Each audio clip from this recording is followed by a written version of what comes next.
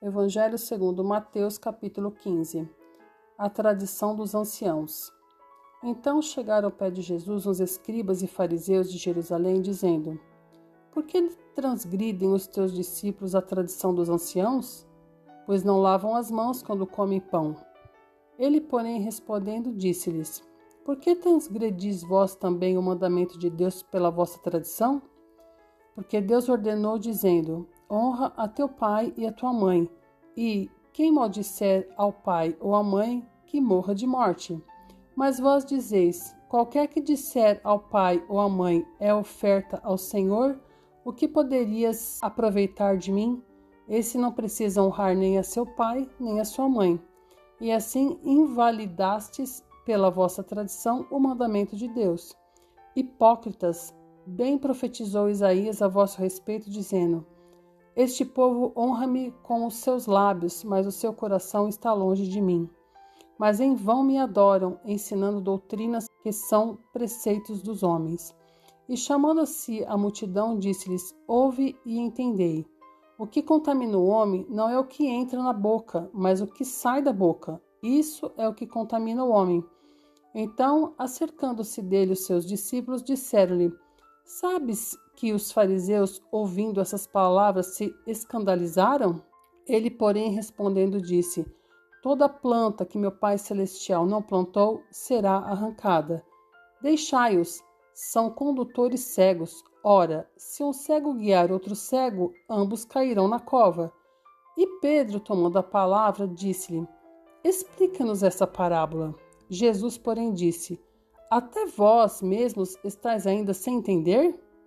Ainda não compreendeis que tudo que entra pela boca desce para o ventre e é lançado fora?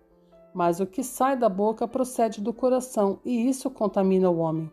Porque do coração procedem os maus pensamentos, mortes, adultérios, prostituição, furtos, falsos testemunhos e blasfêmias. São essas coisas que contaminam o homem, mas comer sem lavar as mãos, isso não contamina o homem. A mulher cananeia. E partindo Jesus dali, foi para as partes de Tiro e de Sidom.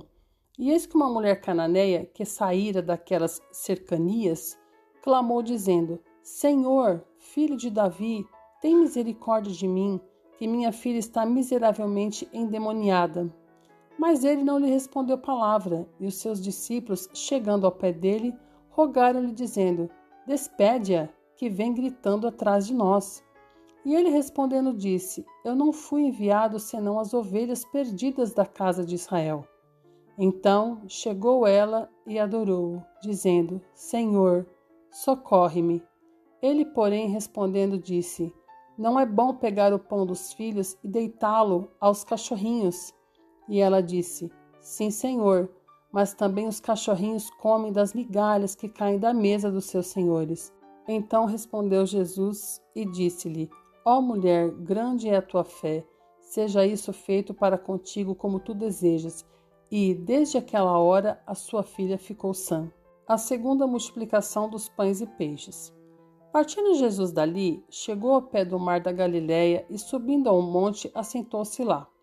E veio ter com ele muito povo, que trazia coxos, cegos, mudos, aleijados e outros muitos, e os puseram aos pés de Jesus, e ele os sarou.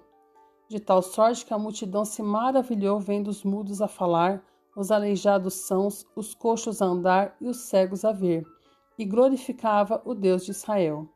E Jesus, chamando seus discípulos, disse: Tenho compaixão da multidão, porque já está comigo há 3 dias e não tenho o que comer, e não quero despedi-la em jejum, para que não desfaleça no caminho. E os seus discípulos disseram-lhe: Donde nos viriam num deserto tantos pães para saciar tal multidão? E Jesus disse-lhes: Quantos pães tendes? E eles disseram: 7 e uns poucos peixinhos. Então mandou a multidão que se assentasse no chão. E tomando os 7 pães e os peixes, e dando graças, partiu-os e deu-os aos seus discípulos, e os discípulos à multidão. E todos comeram e se saciaram, e levantaram do que sobejou 7 cestos cheios de pedaços. Ora, os que tinham comido eram 4.000 homens, além de mulheres e crianças. E, tendo despedido a multidão, entrou no barco e dirigiu-se ao território de Magdala.